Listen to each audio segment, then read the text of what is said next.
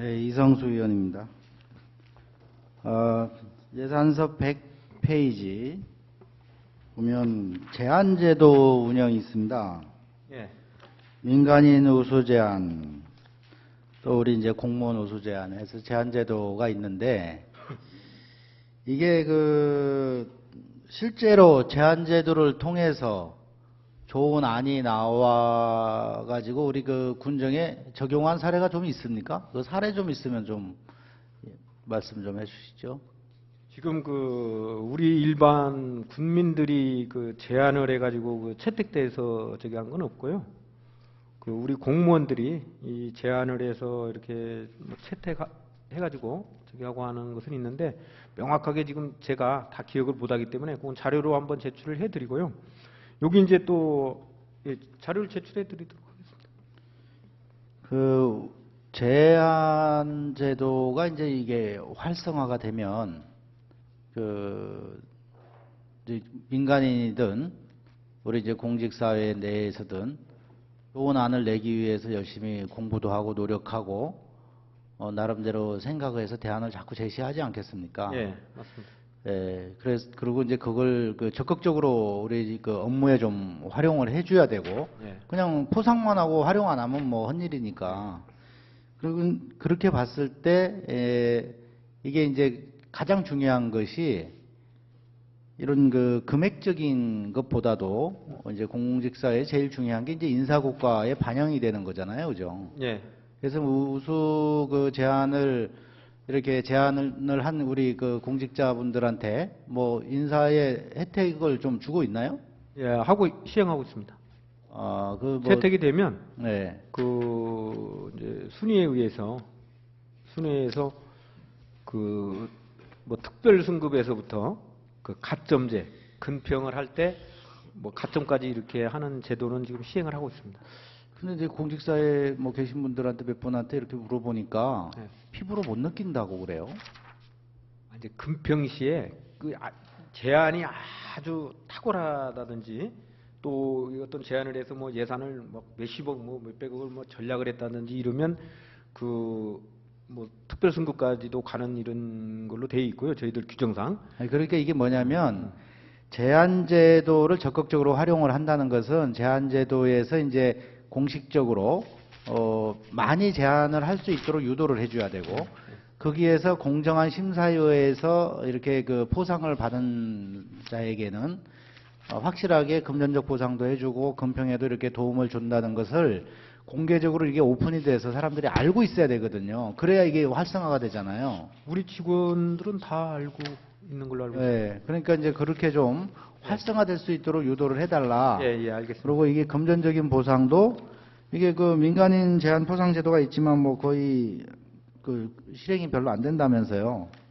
그러면 그런 예산을 같이 이렇게 우리 아무래도 이제 업무 속에서 일을 하다 보면 좋은 안이 나올 수 있으니까 공직자 우수 제한 포상금 쪽에다가 예산을 조금 더 배정을 한다든가 이렇게 해서 좀 실질적으로 혜택이 갈 수 있도록 이렇게 해주셔야 우리 뭐 신바람 나는 공직사회 될 수 있지 않겠습니까? 예, 맞습니다.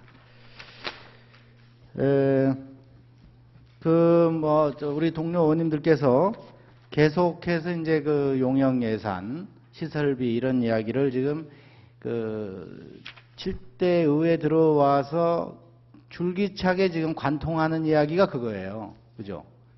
오늘 여기 기획실에 대한 예산 심의에서도 지금 벌써 다 동료 의원님들께서 다 말씀을 하시는데, 아까 실장님께서 답변하시는 과정에서 용역 과정에서 반영을 하겠다 뭐 이렇게 말씀을 하셨어요. 그죠? 네. 아니 용역 자체가 의회에서 삭감이 됐는데 어떻게 용역에서 반영을 할 수 있죠? 그걸 이제 의원님들한테 좀 배려를 부탁드리지 않습니까, 제가? 그래, 지난 추경 때 무려 7억 원이 넘는 용역 예산이 올라와서 삭감을 했어요. 지난주에 우리 지방지에 보면 전라북도 용역 만능주의에 빠졌다 해가지고 거기 정확히 기억이 안 나는데 전라북도 용역이 얼마 24억인가 얼마 올렸다고 그래요, 내년에. 그래서 거기 용역 만능주의에 빠졌다 하고 비판 기사가 타이틀 기사로 나왔어요. 맨 앞에 일면 톱으로. 근데 우리는 본 예산도 아니고 추경에 무려 7억이 넘는 예산이 올라와서 지난번에 삭감을 했습니다. 그런데 그것이 그 축산물 종합유통센터인가 하는 그 도축장 예산 그거 하나 빼고 그대로 다시 다 올라왔어요. 본 예산에.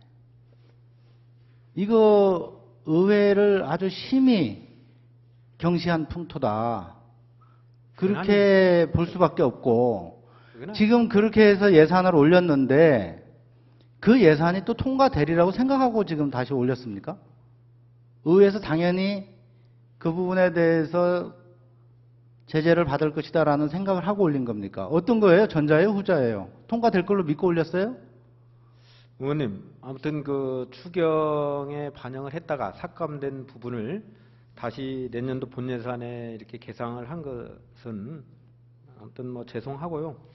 다만 그 지금 그 타당성 조사 용역으로 이 계상된 부분에 대해서 의원님들의 심도 있는 이런 좀 검토를 하셔서 꼭 우리 그 무주에 반영해서 그 중장기 발전을 이룰 수 있는 이런 부분에 대해서는 좀 배려를 해 주십사 하고 이렇게 부탁을 좀 드리겠습니다. 아니 내용도 안 바뀌고 액수도 안 바뀌고 그 똑같은 예산을 다시 용역 예산을 올렸는데 추경에서 삭감한 걸 불과 한 달 전에 삭감한 거를 다시 올리면 의회에서 그걸 이번에 통과시켜줬다고 가정을 합시다.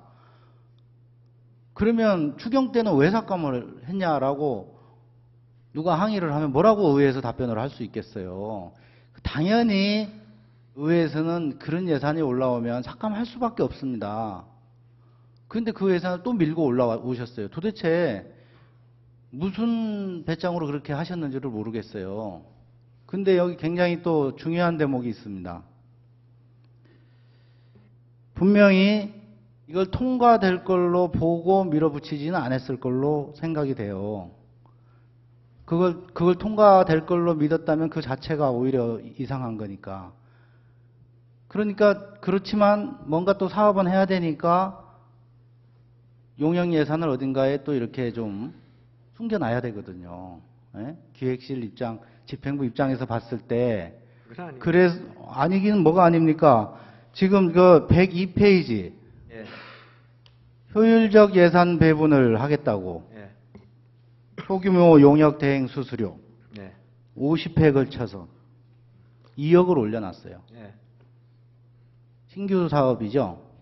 예. 이거 숨겨놓은 용역 아니겠습니까?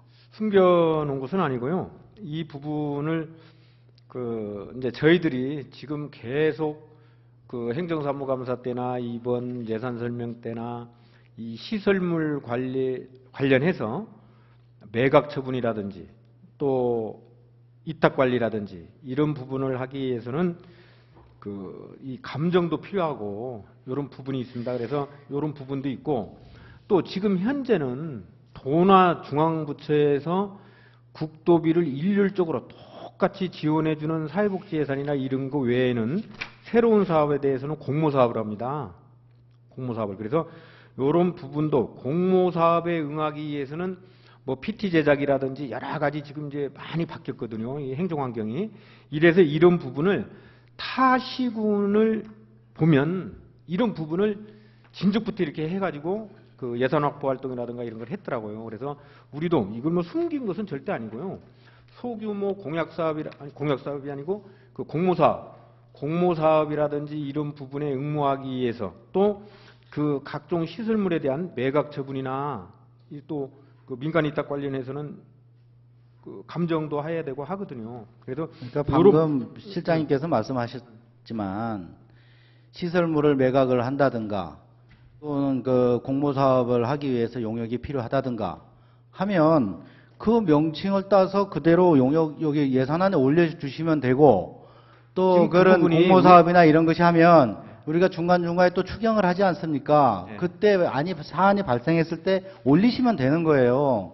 근데 이렇게 그냥 퉁치기로 뭉뚱그려서 2억 그러면 이렇게 2억 올려놨는데 우리 본의회에서 지금 그 지난 추경 때 삭감한 용역 예산을 이번 본 예산에 다시 다 올라온 것을 삭감하게 되면 그 중에 나름대로 그 판단을 하셔가지고 이 예산을 활용해서 다시 용역 발주하실 거 아닙니까? 이제 그런 차원에서 이걸 계산한 것은 아니고요.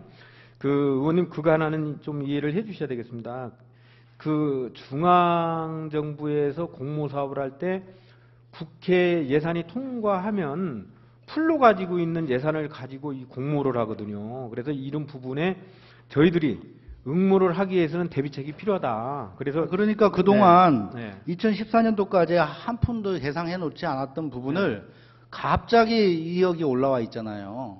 그동안 그런 식의 사업, 지금 실장님께서 말씀하시는 그런 식의 사업, 공모하고 뭐 이런 거 하기 위해서 필요한 용역이라든가 이런 예산이 그동안 5건, 10건, 20건이라도 계속 해왔고 그런 예산이 있었다고 하면 이번에 조금 늘어났다고 해도 의심은 하지 않죠. 그러니까 이거 합리적 의심이 가는데요. 의원님 뭐 저를 뭐 하시는 것 같은데 그렇지는 않고요. 이 부분은 지금까지 각 부서에서 쭉 부서 운영을 하면서 공모사업에 응하고 이럴 때 상당히 우리 실무자들이 발을 동동 굴리고 하는 모습을 봤어요. 그래서 이런 부분이 좀 필요한 것 같다. 그럼 예비비도 있고 뭐 다 다른 예비비는- 특별한 비용이 있을 거 예비비는 아닙니까? 거기다 활용을 못 하지 네. 않습니까? 여기저기 숨겨져 있는 예산들이 다 있을 텐데 그런 거 활용해서 하시면 숨겨져 되지. 있는 예산은 아니고요. 네? 이 공식적으로 용역비 2억 잡아놓으면 지금 여기는 그게 다 포함됐다니까요. 이걸 가지고 이제 나름대로 숨겨놓고 꼼수 쓰신다는 거죠. 우리는 합리적 의심이 갈 수밖에 없어요 지금. 그건 아니에요. 왜냐하면 추경 때 삭감해놓은 거를 본 예산에 밀고 올라왔고 계속 그거 안 된다고 하는데도 지금 계속 그렇게 주장하시는 거 보면 이거 그렇게 활용 안 한다는 거 우리가 믿을 수가 없어요 지금. 신뢰할 수가 없다는 거예요. 실질적으로요. 이제 지금 기획실에서 총괄적으로 이런 예산을 세워서 운영해 본 적은 없습니다. 그래서 15년도에 이렇게 했는데 실질적으로 2014년도에 문화체육관광과에 3천만 원의 이런 예산이 있었어요.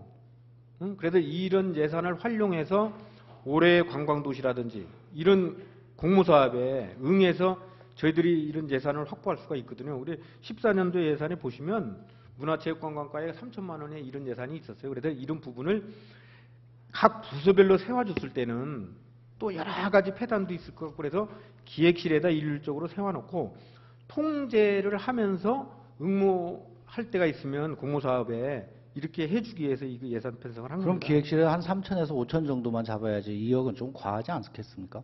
몇 건이 나올지도 모르지 않습니까? 그러니까요. 네. 그걸 그때 나오면 그때 추경에 올리시면 된다니까요. 추경은 필요하시면 추경은 늦습니다. 중간중간에 추경하지 않습니까? 중간중간 추경을 해도요. 네. 이게 이제 정부에서 국회에서 이제 정부 예산이 통과가 되고 나면 2월, 3월 달에 이런 이제 그러니까 공모사업- 2억 원어치가 될 만한 공모사업이 한 번에 쏟아지진 않잖아요. 아니 그게 여러 가지를 고려해서 2억 원이라는 예산을 편성한 거예요. 알겠습니다. 네. 이게 문제 제기를 한 것이지 끝까지 논쟁해서 끝장 토론해서 답을 구하려고 하는 자리는 아니지 않겠습니까?